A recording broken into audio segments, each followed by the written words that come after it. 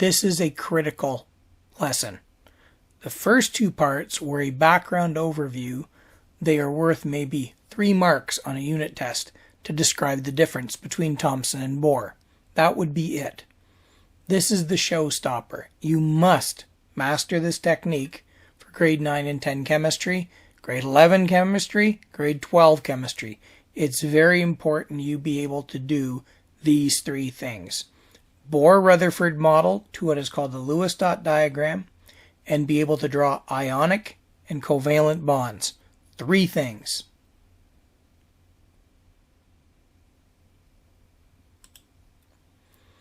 This is the reference page I've created for you. I'm very pleased with it. I spent years trying to make it simple and understandable. Keep it. It's one of the few things I would want you to keep to move on. By the end of this, you will understand what this is showing. This page has a lie, and I want you to watch for it. There is what is called cognitive dissonance. I've discussed this before, where 2 pieces of knowledge that you have acquired are flying in the face of each other. They both cannot be true at the same time. The smart person thinks they're stupid. The more likely you are to see this problem, and the more likely you are to think you're stupid. I guarantee you 90% of teachers do not notice this. This is usually done over a couple of periods. I'm doing it in one pass. Spot the lie on this page. Let's look at the basic parts about the atom. First of all, there are 3 particles: electrons, protons, and neutrons. They have a charge of negative, positive, or nothing. We've already learned something you probably don't remember learning it. Similars repel, opposites attract. The textbook loves to break it down to 4 rules. But there's just electrons hate electrons, protons hate protons, and electrons are attracted to protons. Opposites attract, similars repel. Neutrons have no participation in chemistry whatsoever. These particles are kind of unusual. 1 atomic mass is the weight of a proton, and it's an incredibly tiny number. Protons and neutrons have almost the same mass. In fact, neutrons have the same mass as a proton and an electron put together. An electron's mass is 2,000 times smaller than a proton, so it's an oddity. It's a very light particle, but it has an equal and opposite charge of a proton, so it's kind of like Mighty Mouse. How is the atom structured? Well, the neutrons and protons live in the nucleus. They are willing to group together in a dense bunch called this nucleus. Electrons are loners and exist in orbits or shells at great distances from the nucleus. Now, their exact path and how they function I discussed in Atomic Theory Part 2, but this is our basic drawing of an atom.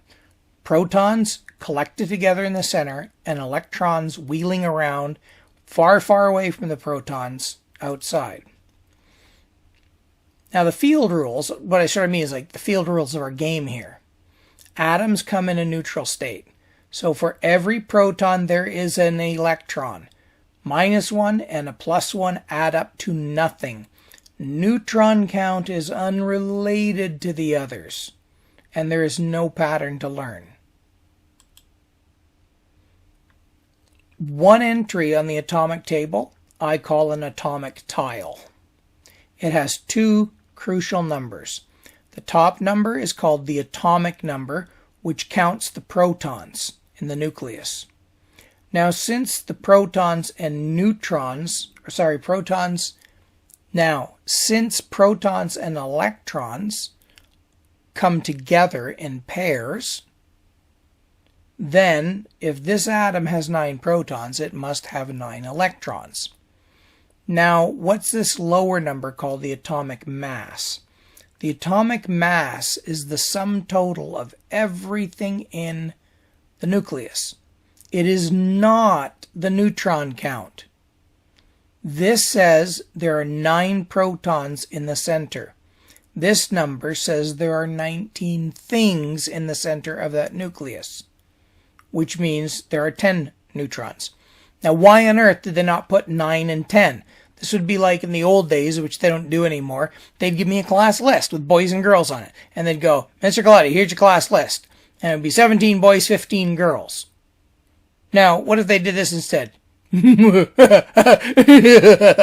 Colautti, you have 33 students in your class, and 15 of them are boys, and you shall have to calculate the number of girls in that room. 18. How did you do that? You foiled me.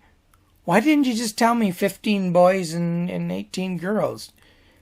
Because we couldn't tell them apart at a distance. And that's how we got this number. They were originally able to figure out there were particles in the atom. And that this atom, say, weighed 19 weights. And then they break it open one day and they said, wait a minute, 9 are blue and 10 are red. Those 19 particles, they're actually 9 of one kind and 10 of another. And they went, we should renumber all these. And they're like, we've already established these numbers here. The charge and the total in the nucleus. Can we leave it alone? So please stop saying that there are 19 neutrons. 19 is the total in the center. Okay?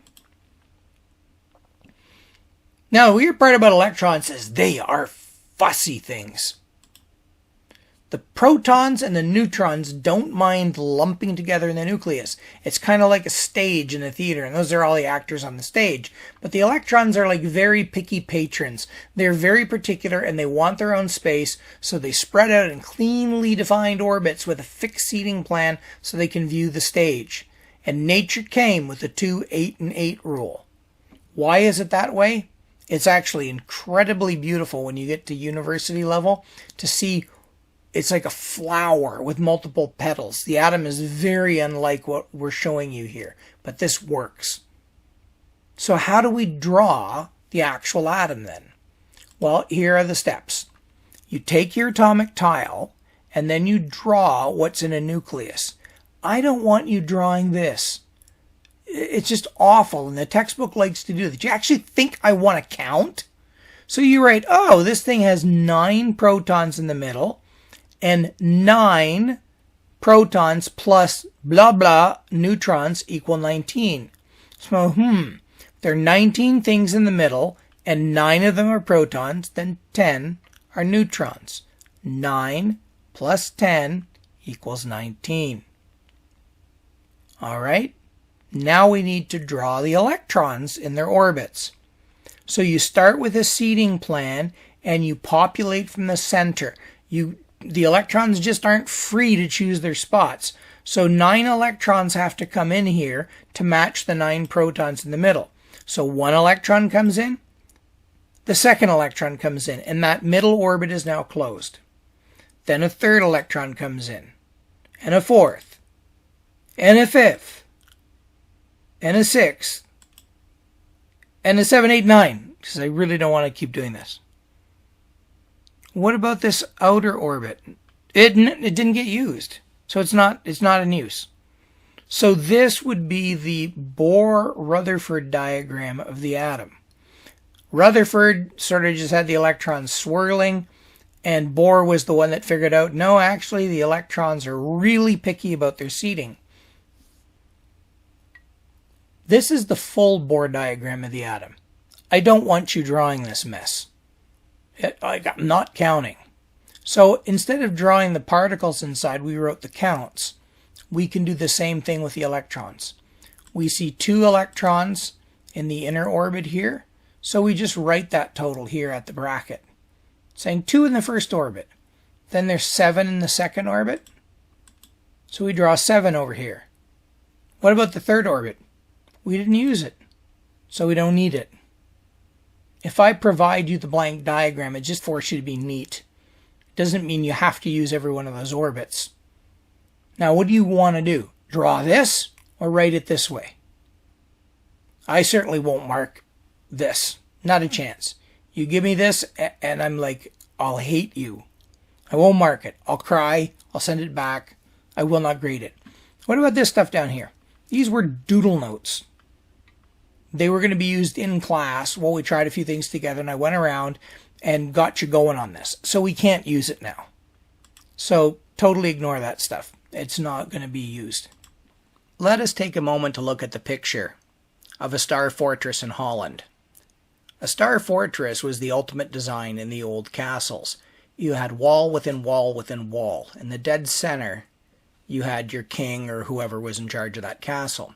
So it had layers of defense. You were highly unlikely to get past the outer wall in an attack, and none of these 7-walled castles were ever taken in combat. The only thing you do is starve them out. You could not actually attack such a castle. And it turns out when we interact with the atom, you're very unlikely to get past the outer wall of electrons. And we certainly won't discuss the situations where that happens in grade 9 and 10 chemistry. On a castle, it would make sense to put your best fighters on the outer wall. If you reserve them deep inside, you may lose the outer wall. You're highly unlikely to get past the outer wall. So the outer electrons are the only ones that are actually going to interact with other atoms. So these were sort of the brave or valiant fighters. So learn this term valence shell. You'll be referring to it for the next 2 years for sure. Gilbert Lewis was a famous chemist, and he was looking for a simple way of drawing these atoms. And he realized this whole nonsense of drawing the complete Bohr diagram was a waste of time. All that really mattered was what was on the outer wall. Again, if I give you this picture, I've provided you more orbits than necessary. The advantage to my idea, my diagram, is that you have everything all nice and laid out for you. The disadvantage of my scheme is that an empty orbit is no orbit at all. So you have to remember to ignore the empty ones. If I didn't provide you the structure, it looks a lot messier. So let's see how we create one of these Lewis dot diagrams, which becomes the core of chemistry for freaking ever. You really need to know these things for grade 10, and you really need to know them if you're going to take chemistry later. Here's a page out of your textbook. I call each one of these an atomic tile. What you have to do on the assignment is copy down these 2 numbers from the atomic tile into the assignment. I round them. You could make up the lower number if you wanted. We'll see later why this lower number can be fractional. So we'll get rid of this now. We've copied our 2 numbers down into this spot here. We make the nucleus. We copy our 2 numbers down into the nucleus. This is the full Bohr diagram. This is the abbreviated. You never draw these, but the textbook seems to be obsessed with them. Why 19 and 20 again? Because 19 plus 20 equals 39. Refer to the fact sheet on that. We start to populate.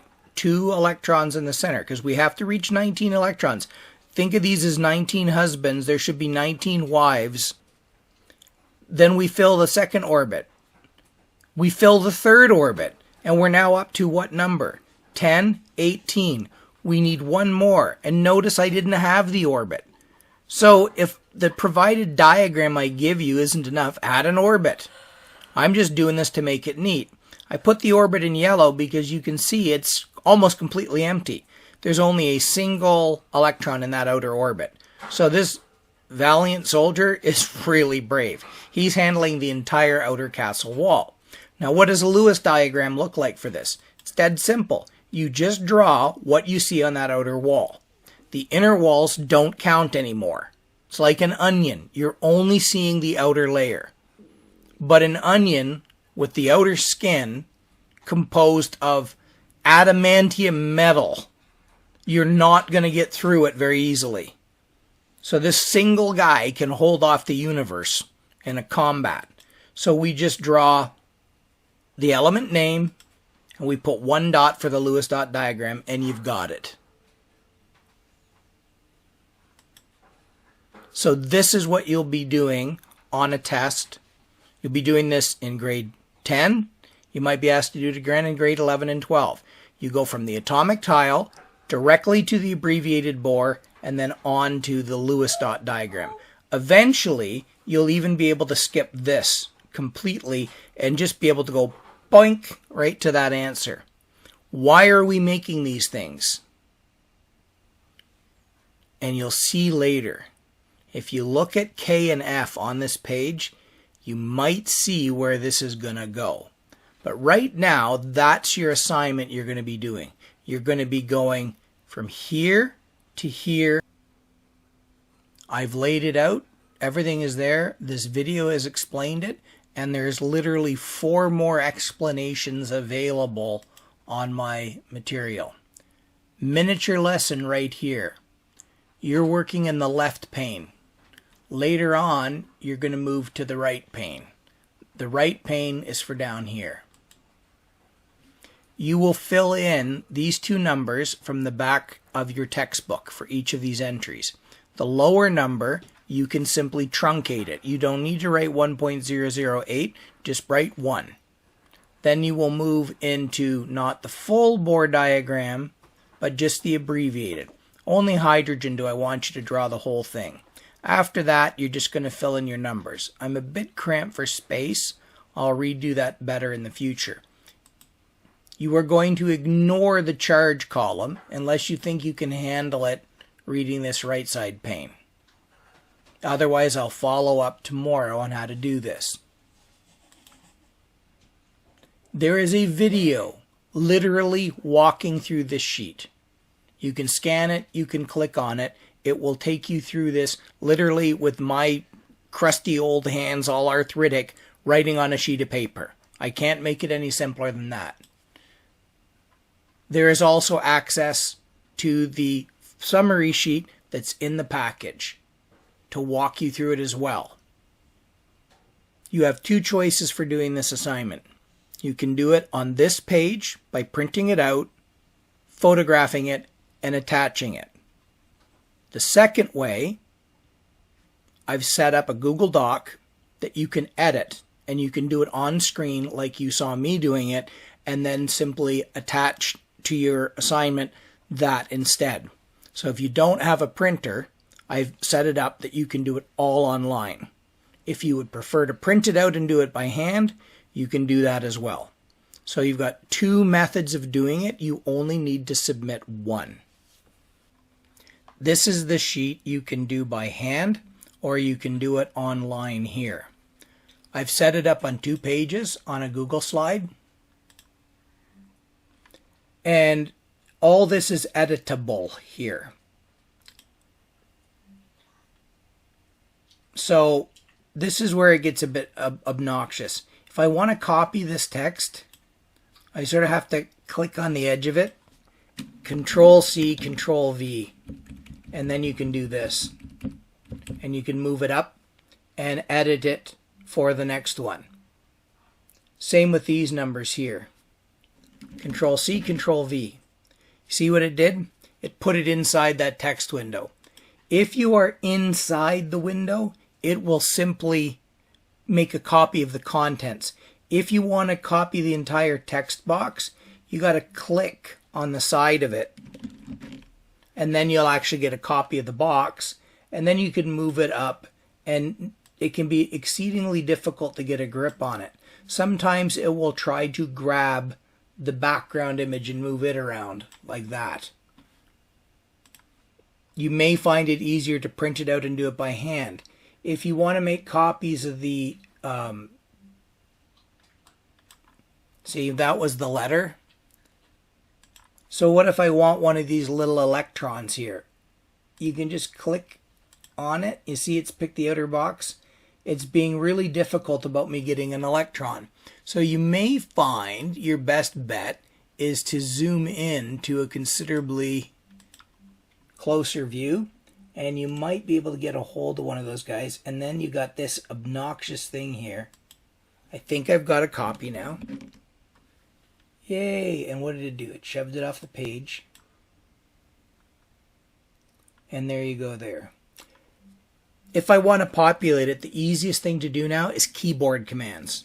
Control V, Control C, Control V, Control C, Control V, Control C, Control V, Control C, Control V. This is oxygen. Why did I do the empties over here?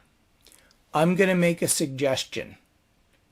Leave empties on the right side if the thing is mostly full.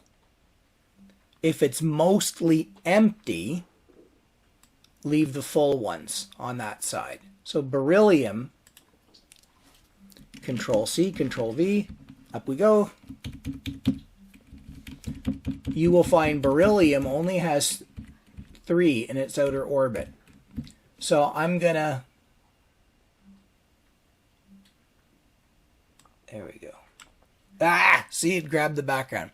So you do not have to do it this way.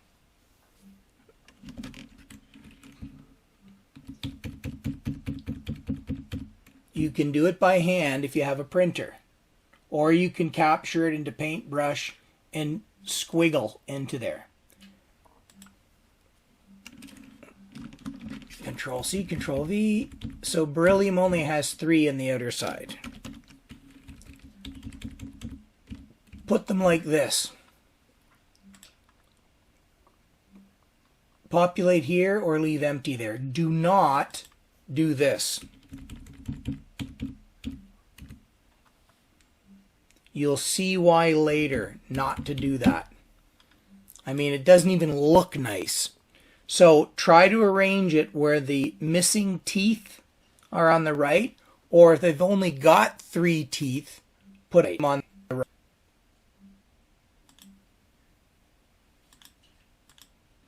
All right, you did it here. So do not feel obligated to do it this way. What happens if you want to do it on paintbrush? Email me if that's the only way you think you can do it. So that's all you have to do on this assignment, is this page and this page by hand or using this. And you can read this on your own because the video is long.